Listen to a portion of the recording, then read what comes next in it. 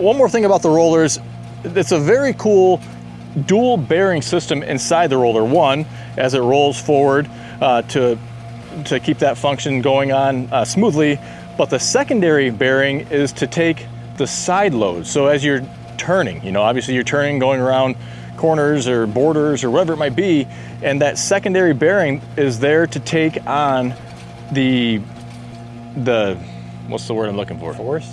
Force? Sure, force.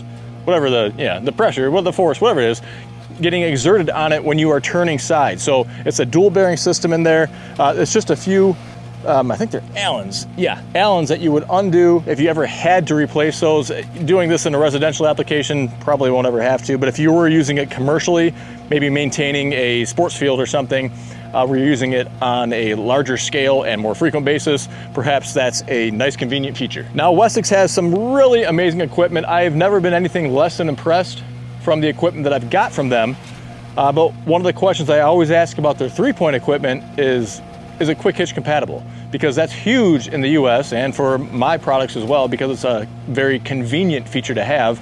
The Wessex flail mower is, in fact, quick hitch compatible. You can see it made it up to our Fast Cat 1 quick hitch, but of course you can direct fit it right to your 3-point if you have that too. And the PTO shaft is always included, 540 RPM rear PTO. Now you do have grease zerks at essentially every critical point that's needed on this mower. You're also gonna have easy off belt covers for whenever you need to replace those belts. Again, that's gonna be based on usage. There's a belt tensioner that's right on the back. That's easily accessible. So I'm using this on a 40 horsepower Coyote tractor. It's a CK4010.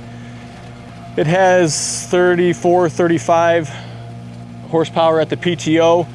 Now Wessex does say that this can operate at around 20 horsepower on the PTO.